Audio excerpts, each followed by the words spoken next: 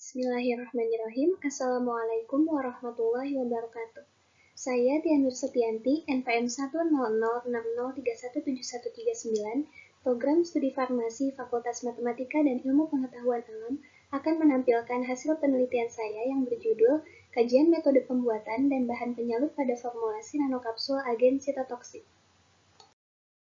Kanker adalah penyakit yang disebabkan karena adanya pembelahan dan pertumbuhan sel yang tidak normal.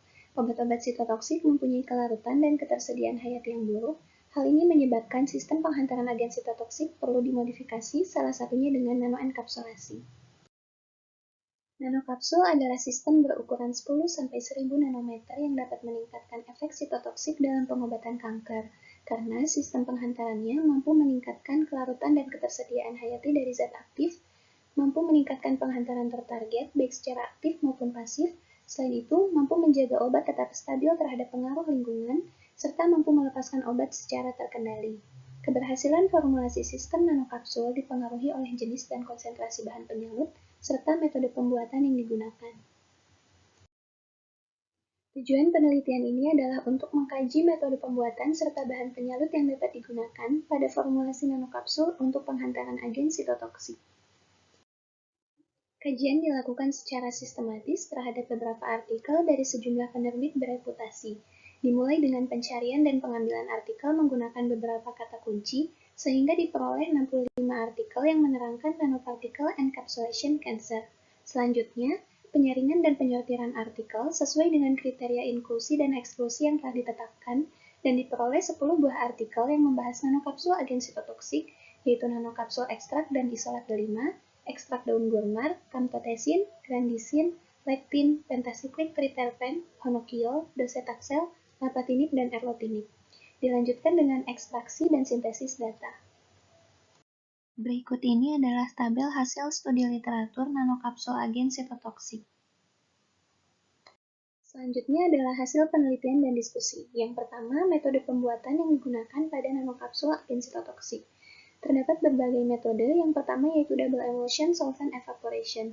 Metode ini membentuk nanokapsul melalui proses emulsi ganda, kemudian pelarutnya dihilangkan. Metode ini cocok untuk mengenkapsulasi obat yang bersifat hidrofilik, dan pada artikel yang ditelaah, digunakan untuk membuat nanokapsul ekstrak dan isolat delima.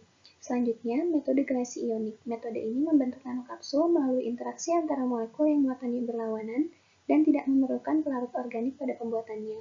Metode ini cocok untuk mengenkapsulasi ekstrak atau minyak dari tanaman. Pada artikel, metode ini digunakan untuk membuat nanokapsul ekstrak daun gurmar dan nanokapsul lektin. Kemudian ada metode layer by layer. Metode ini digunakan untuk mengenkapsulasi obat hidrofobik atau obat hidrofilik yang ditujukan untuk sustained release, di mana metode ini membentuk nanokapsul polielektrolit melalui penambahan lapisan polimer bermuatan positif maupun negatif secara bergantian. Pada artikel, metode ini digunakan untuk membuat nanokapsul kamtotesin dan nanokapsul docetaxel. Yang terakhir adalah metode deposisi antarmuka, di mana metode ini membentuk nanokapsul melalui penambahan fase organik secara perlahan ke fase air. Metode ini cocok untuk mengenkapsulasi obat yang bersifat hidrofobik, di mana pada artikel metode ini digunakan untuk membuat nanokapsul grandisin, pentasiklik triterpen, honokiol, lapatinib, dan erlotinib. Selanjutnya adalah jenis bahan penyalut pada nanokapsul agen sitotoksik.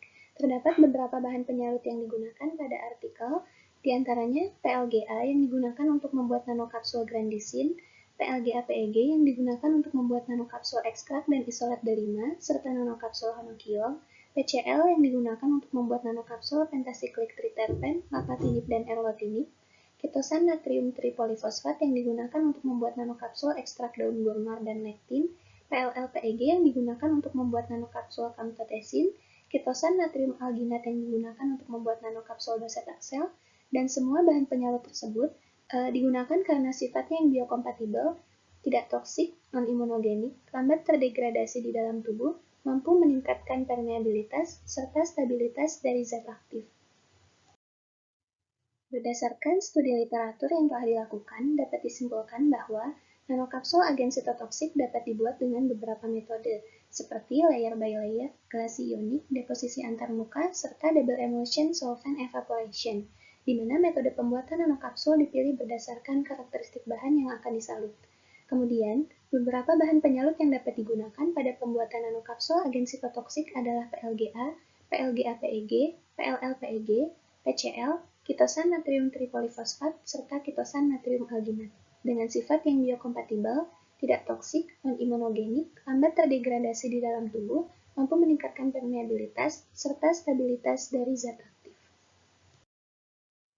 Sekian yang dapat saya sampaikan. Wassalamualaikum warahmatullahi wabarakatuh.